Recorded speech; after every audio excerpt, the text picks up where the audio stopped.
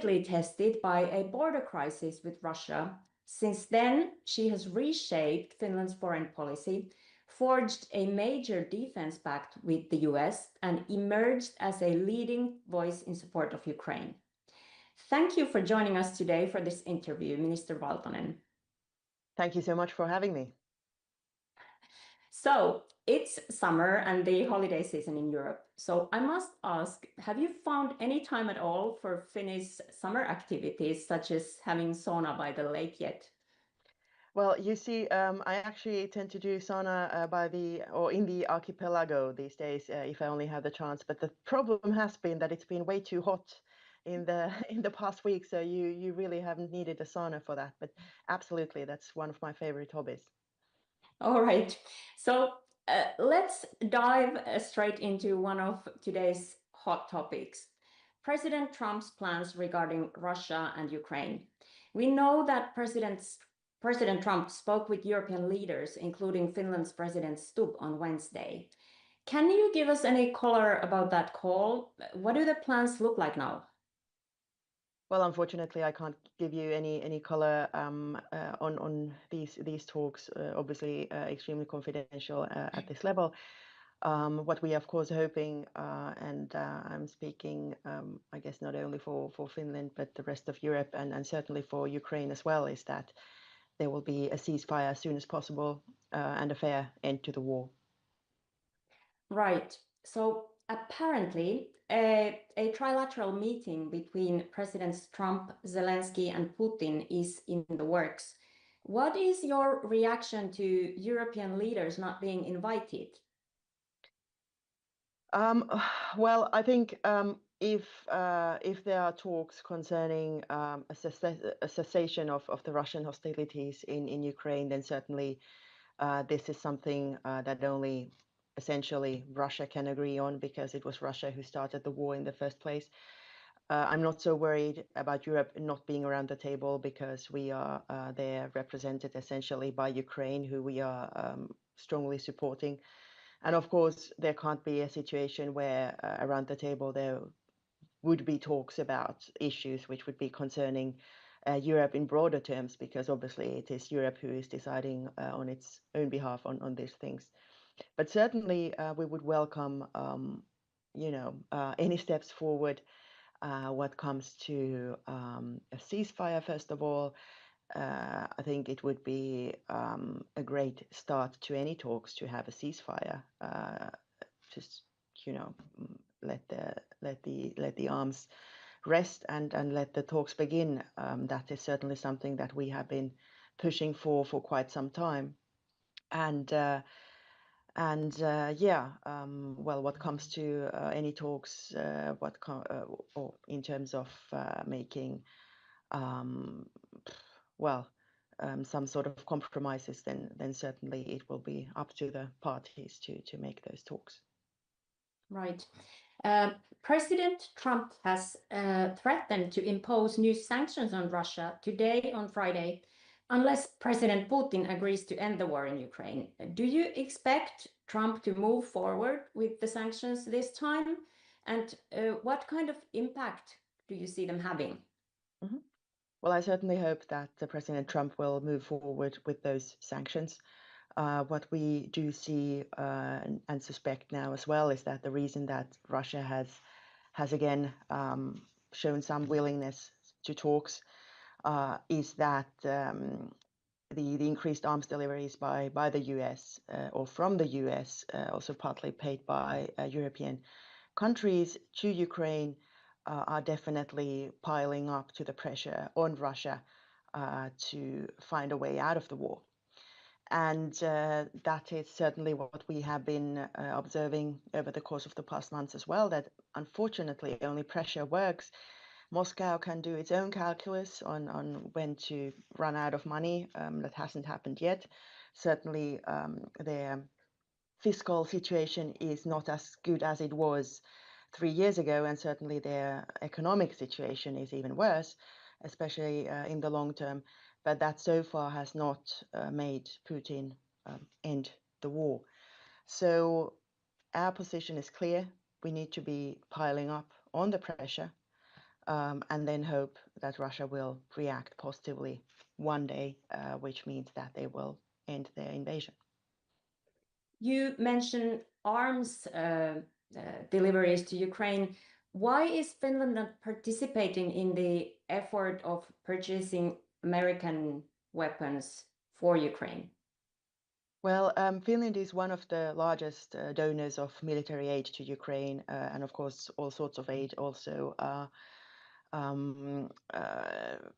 next to that. So essentially, what we have put together now is we have sent 29 packages in total of military aid to Ukraine, and also we have published our new initiative of more or less starting a new military industry compact with Ukraine, which will produce exactly the type of equipment that Ukraine needs and in time. So Finland is focused on these programs that we have been engaged in very, very strongly over the course of the past months and years. And we salute, of course, every effort by any other country to aid Ukraine in whichever way they find possible. And also it has to be said that Finland, of course, has always taken its own defense very seriously, and therefore we have had a strong inventory of military material to send over to Ukraine, unlike many other countries. So those countries who perhaps do lack their own material to send over, they can easily send euros or dollars and purchase equipment from wherever it's possible, and certainly from the US or some of the material is very strongly needed by Ukraine, which can be purchased in the US. So let's move on to another hot topic of the day, the Israeli-Palestinian conflict. Israel's political security cabinet just approved a plan to take control of Gaza City. How do you view this development? We have been strongly opposing any attempts to alter or reduce the amount of land which is by the agreement of 1967 dedicated to the Palestinian people. So, of course, we have been following these comments with great worry, and we do think that it is so important now and in this time to keep alive the prospect for the two-state solution, even though it looks very difficult at this moment.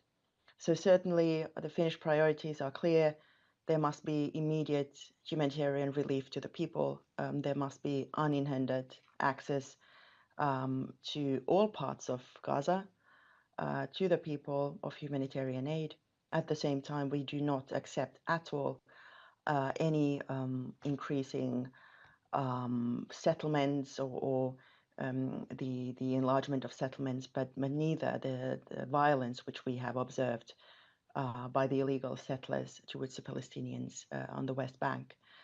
So this has to stop, and we hope that there is an immediate release of the hostages and also an immediate return to a ceasefire, which would also help in the acute situation to help the civilians, but at the same time it could be used as a platform for a wider political solution for the area. Okay. In recent times, several countries, including France, have moved to recognize Palestine as a state to address the severe humanitarian situation in Gaza. But your government says this is not the right time for the recognition. When is the right time for Finland? We have put together foreign and security policy paper just a year ago, which has been accepted broadly by the Finnish parliament. And well, first of all, there is very strong support for the two-state solution. And also, we have put together some sort of criteria for the two-state solution to move forward. Not directly any criteria for recognizing Palestine, for instance. But what we do think is extremely important is that we focus not only on the peaceful future for the Palestinian people, but also on the peaceful future for Israel, because otherwise There can't be, by definition, be a two-state solution, and certainly not peace going forward. So therefore, we have appreciated all the efforts, especially in the conference in New York last week, by the international community to put together concrete steps towards the two-state solution, which also includes a wide range, recognition by Arab countries of Hamas being a terrorist group, and also the embracement of the idea that Hamas certainly cannot be included in any type of administration for the Palestinians going forward, cannot be part of the Palestinian Authority, and also, of course, calling for a release of the hostages, and also a condemnation of the attack, of the heinous attack by Hamas on the 7th of October, by not only the Palestinian Authority, but also by several other Arab states, which we hadn't actually heard so far. So there have to be concrete steps, which essentially mean that there will be a mutual recognition of a Palestinian state at some point, but also the normalization of relations between Arab countries and several countries and with Israel. So these talks that have actually started some months ago, and we do applaud both France's and Saudi Arabia's efforts in this regard. These talks are moving forward, and we hope there will be some new progress and even more progress in September. You mentioned September. Could you imagine Finland joining the UK, for example, in recognizing Palestine in September if the Gaza suffering doesn't come to an end before? We are, as Finland, we are making our national analysis of the situation, and we do follow different criteria on when would be a right time to recognize. And certainly we are observing the situation also in the international arena on a daily basis. But so far, there are no news I could tell you. We know that Finland's government is divided on this question. It is a coalition of 4 parties, and 2 of your smaller allies have openly said that they oppose recognizing Palestine. How about you personally? Are you in favor of the recognition or not? As a Finnish foreign minister, I am obviously bound and also personally strongly attached to the foreign and security white paper, which we have put together and which is finding 100% almost recognition in the Finnish parliament. And that certainly is a good framework for solving the situation, also recognizing obviously that Finland will not be the country who will decide on the future of the Middle East. But it's a very balanced approach. So essentially really emphasizing the need for the two-state solution and laying out the groundwork for when the mutual recognition could and should be possible. Are you worried about the looming famine in Gaza? I am extremely worried, and unfortunately, this famine has been looming there for quite some time, and certainly even not. It doesn't even have to be as bad as famine, but simply the fact that people are not having a regular access to the most basic and essential goods people need for a living, also not having obviously their homes anymore because people have been moved around quite a bit, living in uncertain conditions in shelters. This is not a situation we can accept, and not to mention all the civilian casualties which this war has already taken. It has to come to an end. Let's go back to the topic of European security. The Organization for Security and Cooperation in Europe that you chair just celebrated its 50th anniversary here in Helsinki last week. It was founded here in 1975 to reduce the ideological confrontation between the East and West, and sort of with the aim of opening a small crack in the Iron Curtain that then divided Europe. Do you see any path towards such detente in Europe at the moment in European relations? The OSCE counts 57 participating states, and the vast majority, I would claim well over 50 of those participating states, are well and happy with the original Helsinki Final Act with the 10 principles of, say, non-violation of borders and the mutual recognition of each other's security needs, but essentially also the recognition of human rights and the freedom of people. So I wouldn't be so worried about the OSCE or the future of Europe as such. I would be worried about the future of Russia. And essentially these autocrats who do not follow the will of their people, but who on the very contrary try to oppress the free media, their opposition in those countries, and also, well, the possibility of people to engage in rules-based market economy and in the political system.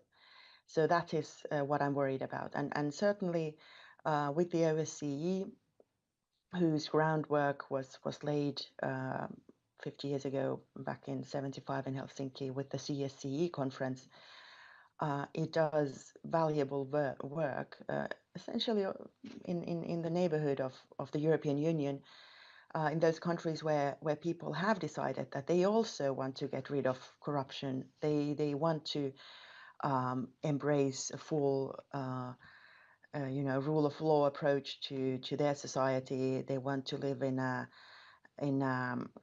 democracy.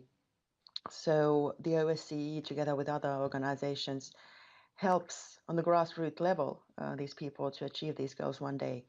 And also, of course, many of these countries want to be joining the European Union, even NATO, and these prospects have to be kept alive. Unfortunately, this is exactly the prospect that Russia fears most, or Russia's leader seems to be fearing most, which is the freedom to choose by its own people. Talking about Russia, Russia's war in Ukraine has gone on for 3.5 years now. And lately we have witnessed massive bombing of Ukrainian cities again. How is this war ever going to come to an end? Do you see any opportunity for exit? Well, it is actually quite simple. It was Russia who started this war completely unprovoked. So Russia could also end the war today if they wanted to.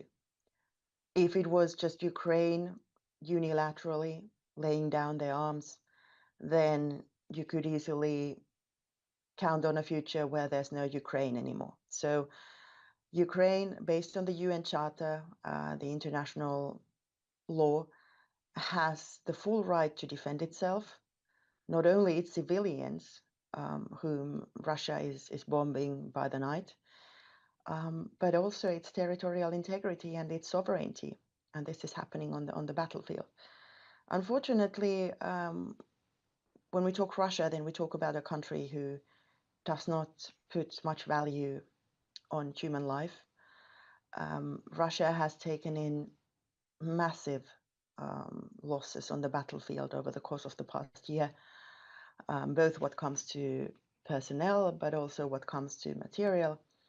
But they don't seem to care because they are willing to fight until their last ruble is found, unfortunately. So the only strategy that we, as the international community, who is interested in peace and lasting peace based on the international rules that we have put together ourselves and together as the international community, is that we keep on aiding Ukraine. And unfortunately, this strategy doesn't pay off overnight, but certainly does pay off in the long term because Russia can't go on like this forever. On the other hand, in Ukraine, we are also seeing a democratic backlash against President Zelensky, with some Ukrainians accusing him of authoritarian measures. In your opinion, is Zelensky doing enough to address these concerns? It has to be, everything that Ukraine does has to be seen against the background that still some 15 years ago, Ukraine very much was in the Soviet legacy with no real democracy, a very, very corrupt country, which it unfortunately still is. And the second thing is, of course, that Ukraine is defending itself. It is in a war situation. So you couldn't be expecting things from Ukraine, which you can expect from Finland or Sweden, right? But having said this, of course, we observe the situation very, very closely. And also we're not so happy 2 weeks ago when Zelensky introduced this bill on how to essentially limit the work of the corruption agencies, which are independent. Now they reversed the law a week ago, and we hope this will be for the better. But certainly not just as Finland, but as the European Union, since not only Ukraine, but which is more important, the Ukrainian people have decided that they want to live the European way of life, enter the European Union one day, and make all those changes which are required, then we are aiding Ukraine and the Ukrainian people every day with those changes, with those reforms, because each and every step by which you are able to rid corruption, to make the judicial system, the rule of law work better, to increase the transparency of democracy and make more room for civil society and free media and the opposition. We are fully engaged in each and every step. And these steps might one day lead to the membership in the European Union. But every single step in that direction will help those people as we speak. So certainly we are very strongly engaged in this project, and of course also react very strongly if we do observe that there's a development which goes the opposite way. Being mindful of our time, let's talk a little bit about the EU relations with the United States. How satisfied are you with the outcome of the US-EU trade deal?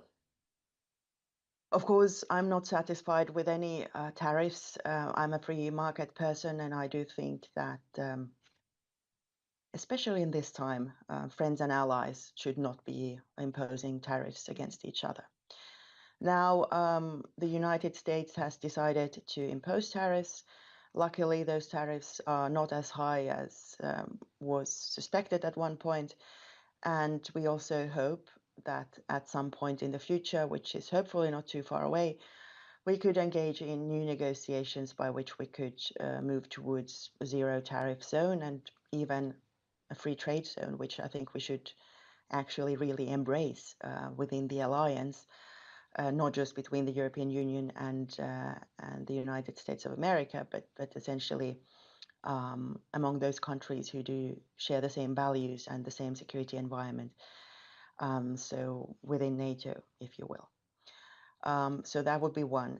The second thing is that the European Union did not impose any tariffs on the United States. Makes sense because it's economics 101 when you learn that protectionism doesn't help you. You should get rid of protectionism even unilaterally. So I think it's only fair and it's a good strategy that the European Union works as it preaches. Having said this, of course, not happy of any tariffs, and we hope certainly that we could get rid of those in the near future. Why was it so important for the EU to rush into a deal now? Are you at all concerned by the fact that some countries may be striking better deals than the EU did?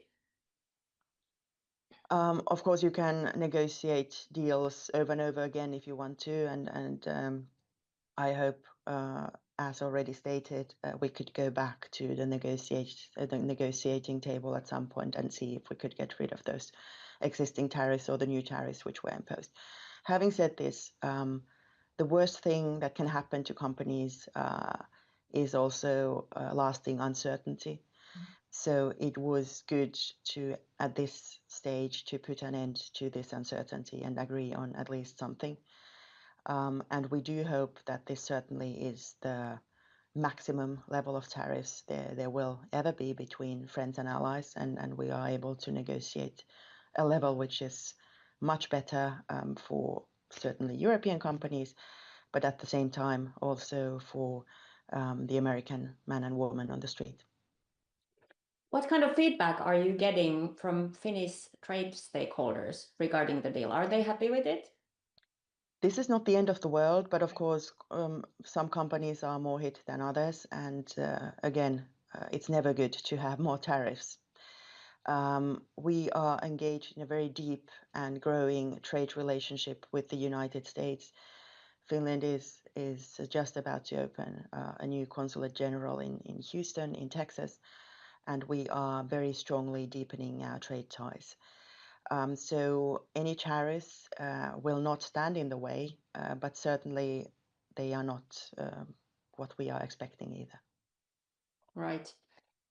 I'm afraid we only have a few minutes left of our time. So I thought that to close this off, I could ask you 5 short ones, if you don't mind. Yeah, they are the most difficult ones typically. Yeah. So first, what are you reading right now? I'm actually reading a book, a German book. It's called Die Diplomatin, funnily. So The Diplomat. I can't remember the author's names. It's Lucy. I can't remember her last name, but it's entertaining. It's a All novel. right. Who is your favorite foreign colleague? I couldn't possibly tell you that. I have so many colleagues who are not just solid as partners in crime in foreign policy, but very good friends as well. Which is your favorite country besides Finland? I couldn't possibly tell you that. Is that a diplomatic issue? Well, you see, I'm I'm training to be a diplomat, so that's why I try to avoid these trick questions. But Finland, obviously, my favorite country in the world, and there are so many perfect, very nice countries around. And I must say, I'm a strong European, so the second best country must be, or is most likely a European one as well. All right. Who has inspired you in life? I have been inspired by many people, but I must say that one source of inspiration who unfortunately has died almost 20 years ago was my grandmother, who started off in very basic, say, living circumstances, but she became an entrepreneur, and she certainly showed that despite all the difficulties in life, you can be not just happy, but also a loving person to your family and everybody else, but also achieve great things. Last one. Where would you travel on your holiday after you've had enough sauna by the sea? Well, my favorite place, again, I'm sorry, is the Finnish archipelago. So that's where I would go. I love Åland and the Åland Islands. It's just so peaceful and beautiful there. So that's certainly where I would go. Sorry, it's Finland. I'm biased, but that's how it is. That's the truth. All right, that's all we have time for today. Thank you so much for joining us today, Minister Valtonen, and thank you everyone for watching. Thank you so much, Anne.